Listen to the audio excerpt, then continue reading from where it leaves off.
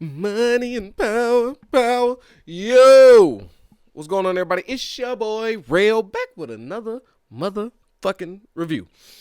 Yo, this is what is this? What are we watching? Power Book 4, Force, Season 1, Episode 3? This is 3, right? I ain't tweaking. Yeah, it's 3. Alright. So, we got more information. There's some more funny shit happening. Let me get these characters' names up real quick. Because, I want to know what the hell I'm talking about. Whilst I start. Okay, there we go. All right. So, what we got here? This episode, first off, I want to say very accurate. All right, they was busting down the city. The problems between why the Flynn CBI can never work together. Tommy is quickly figuring out that Chicago is absolutely nothing like New York. It is historically one of the most segregated cities in all of America. I'm talking about redlining at its finest. Speaking of redline, if you were to get on the red line, you could clearly see the separation of the city easily. All right, for any out of towners, I suggest you hop on 95th and the Dan Ryan, right? On the red line, early in the day. Nothing past 4, 5 o'clock. I'm talking like 10 a.m. Get on the 95th red line, right? Ride down there and just take it from there to the end. You're gonna see it go blacks, right? Blacks is gonna pile that bad boy up. Then you're gonna go a little bit further. Blacks start fading out. Here come the Latinos. Then you're gonna see them fading out. And then here comes the Asians. Then you're gonna see them fade out. And it's gonna be completely white. I shit you not. It is the perfect depiction of the city. So the things that Tommy is facing right now is very much accurate. Chicago is like prison rules, especially when you're dealing with some street shit. Right? You know how in prison they say, once you get in here, don't matter what gang you is. You link up with the blacks, blacks to blacks, Latinos to Latinos, Asians to Asians, and whites to whites. That's just how it goes. And that's the city of Chicago. And Tommy is dealing with that while he tries to make money. Liliana tried to tell him. He wasn't hearing it. We need to get into Liliana real quick. So Tommy finally decides to question her about these said drugs. Like, okay, what's going on with these drugs? We all know that spider is very resemblant of the Jimenez cartel. And I think her excuse was like something to the effect of, yo, I had got it from this motherfucker, you know what I'm saying, try to take me out, so I took this, and that's it. And Tommy knew that that didn't sound right. He had to question her twice. Because it's just like, toward the end of the episode, like, nah. Now I'm keeping all this shit, shorty, because you lying. Because facts. You got these drugs in the wood of your floor in this apartment, right? You living like shit. You ain't selling shit. You ain't moving shit. And the only thing I could get maybe is why she can't do that is because motherfuckers is after her. She stole this work. She came across it, took it somehow, some way. Motherfuckers might have had a bead on her. Now she's in Chicago with it. But she can't really pop out like that because she ain't got nobody to help her move it. She can't trust nobody. And it's very well somebody could be hunting her down. As soon as this coke just start flying around, don't let the symbol get seen. Might be a problem. So when they was discussing the breakdown of like who gets what, she was right.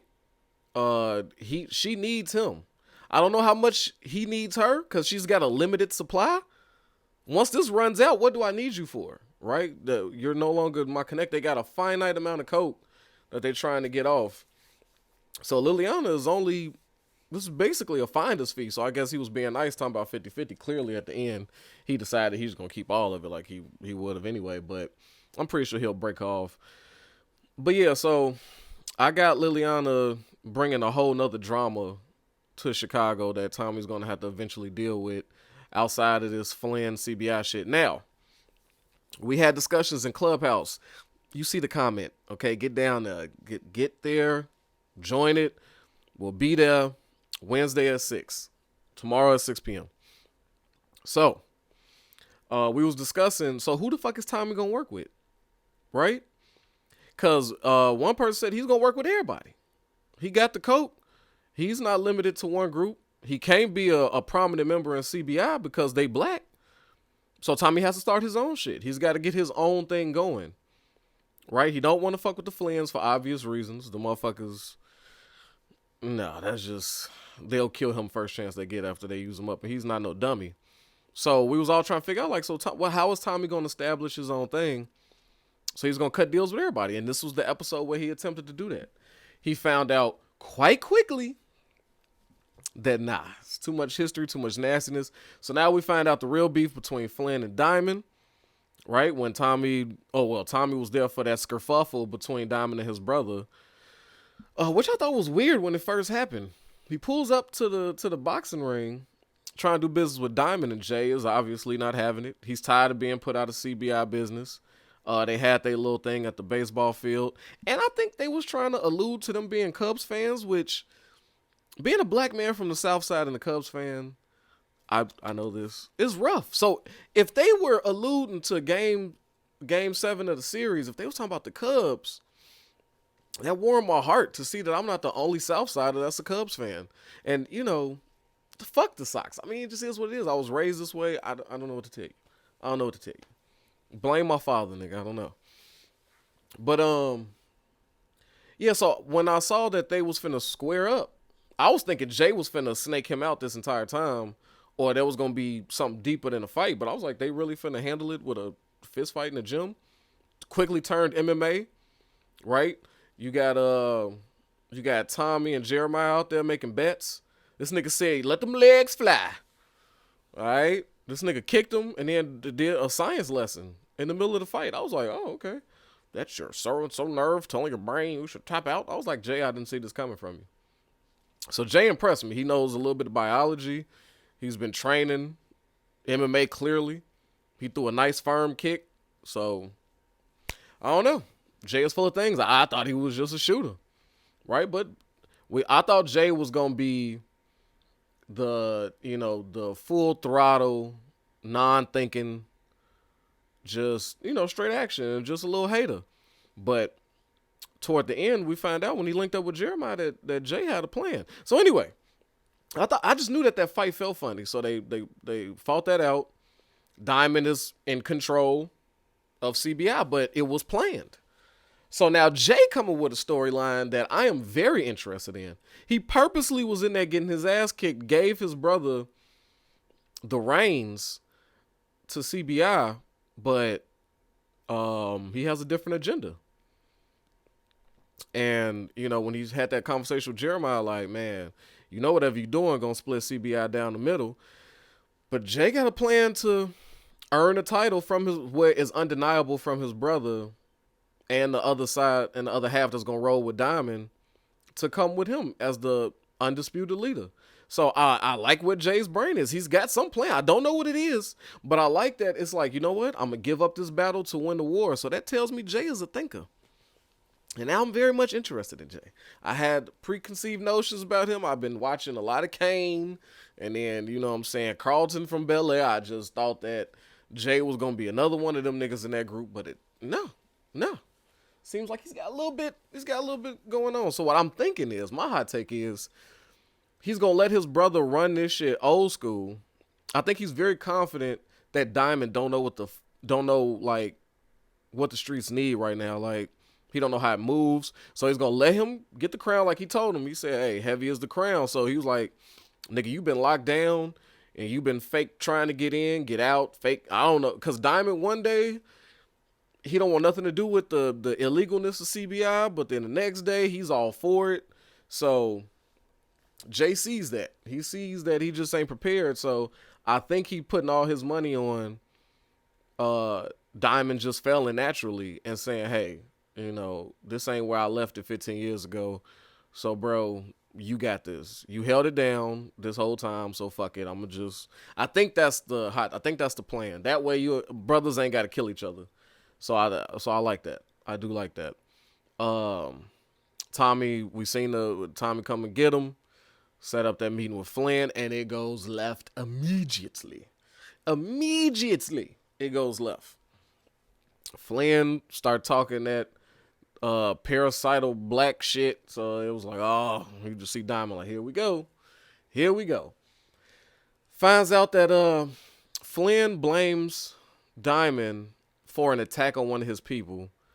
Diamond said, look, we had nothing to do with it, but you don't give a shit. So you took down 9 of my niggas because, all blacks look alike to him.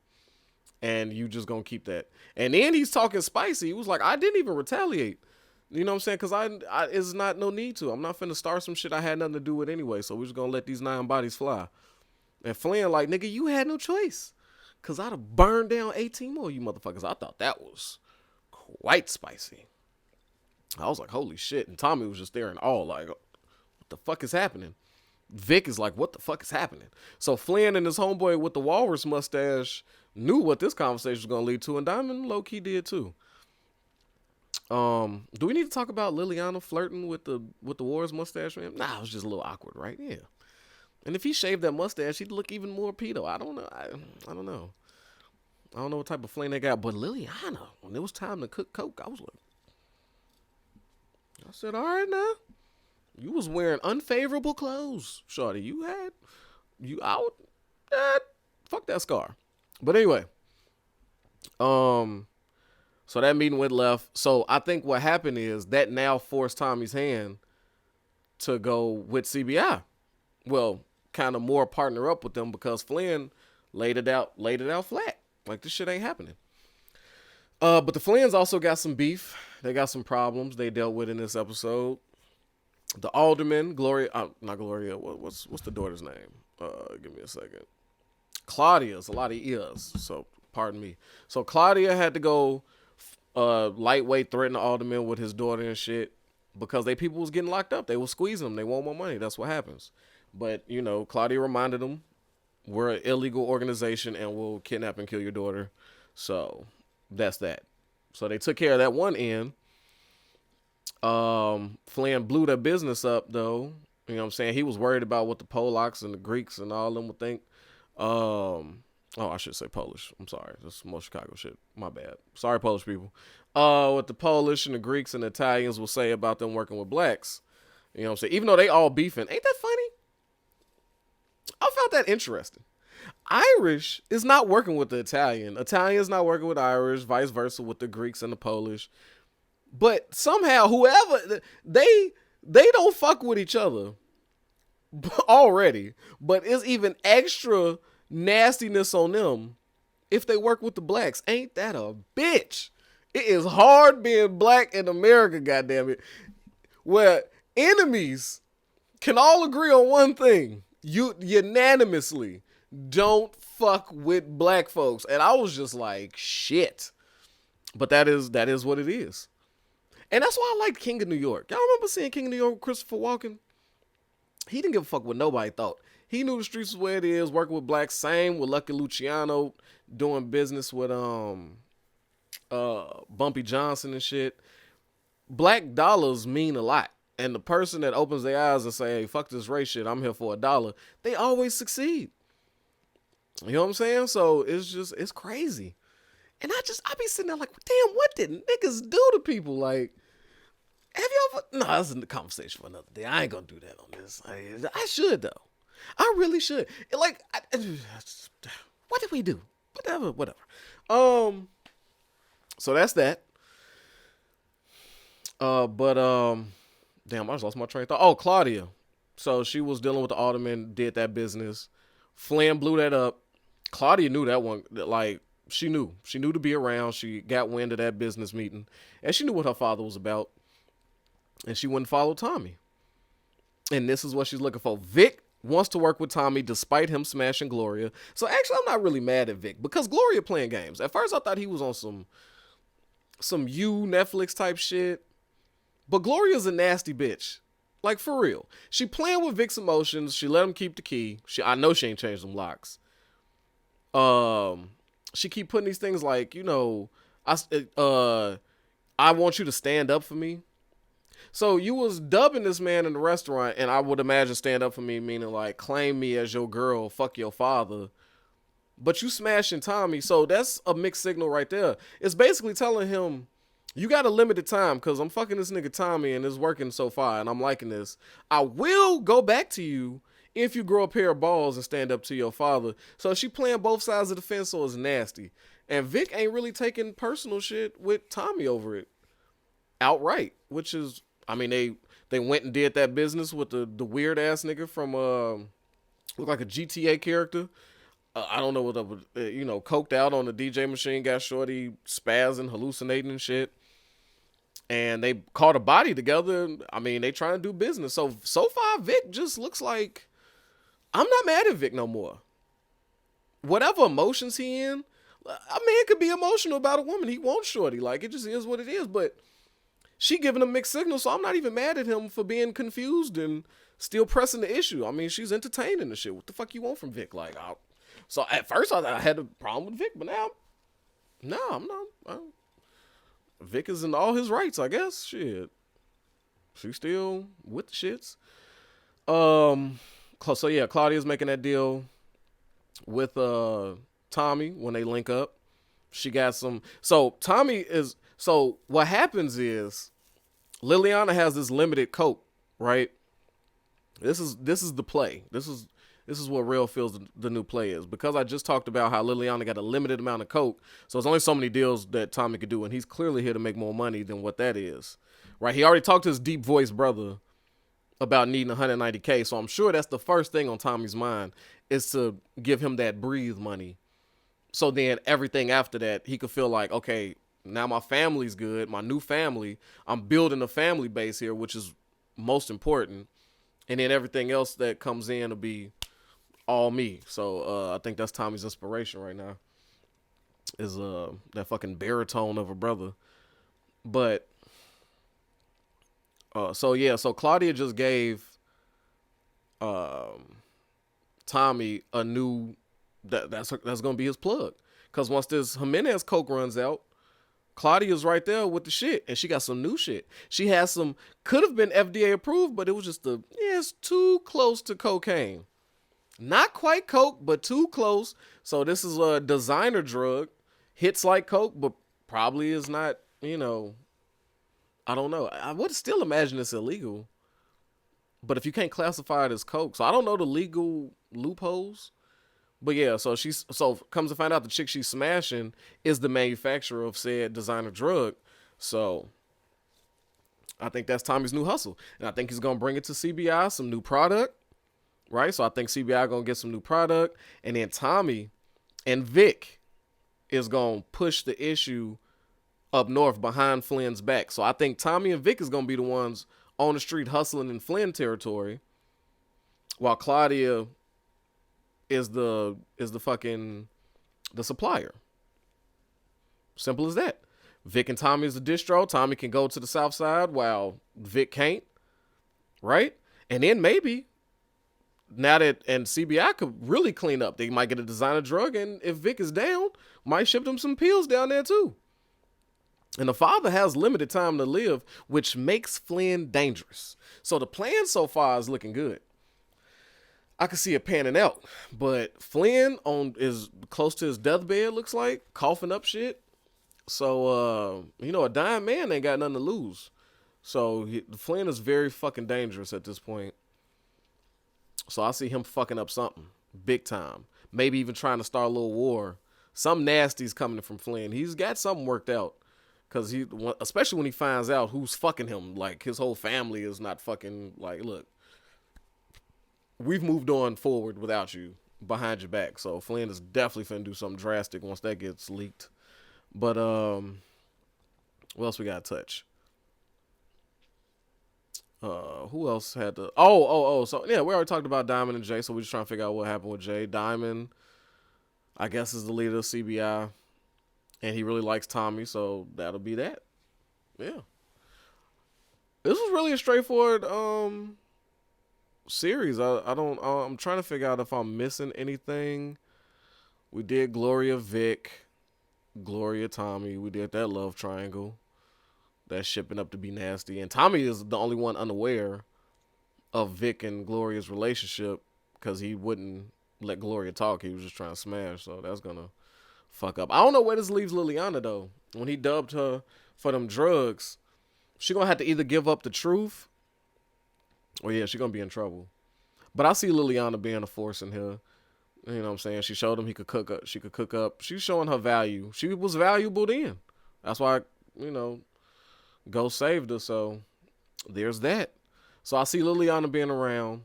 I see both Jay and Diamond being around. Flynn, I don't know. He's got to die at some point, unless Power comes up with a cure for cancer. It wouldn't be unbelievable. You know what I'm saying? It's Power, so he could be healed. You know what I'm saying?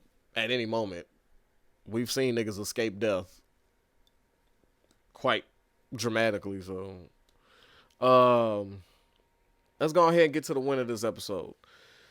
Who did I have winning this episode? I'm going to have to give it to... it's a tough one. It's a tough one. I want to give it to Jay, and I want to give it to Walter Flynn. It's a tie between them two.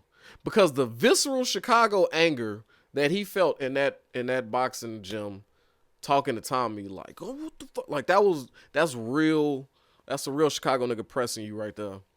And then I like that conversation with him and Jeremiah about a secret plan. So I'm like, damn, he was acting like he really wanted to win this shit when all the time he had a little secret thing going on. So I wanted to give it to him because he surprised me. And Flynn played an immaculate asshole. Like, just to the T type asshole in this episode. And I really appreciated it. Like, he was a true piece of shit. And you know what? I'm giving it to Walter Flynn. He's like Longshanks from fucking Braveheart. Like, just a fucking asshole. A movie he was also a soldier in, by the way. But, yeah, I'm gonna give it to Walter Flynn. One of his episodes, Walter Flynn. I liked him. He's just a real monster, man. Yeah. So, that's all I got. All right. Get in them comments. Make sure if you haven't already, again, join the conversation. I did this for y'all. This ain't for me. I do appreciate talking to y'all, but get in there. Have some conversation with some like-minded power individuals. Link is right there in the comments. It's free to sign up. You just come in and talk or listen. All right? Whatever. Just get down. But protect your health, yourself, your wealth. All right, your boy Real is out of here. Peace.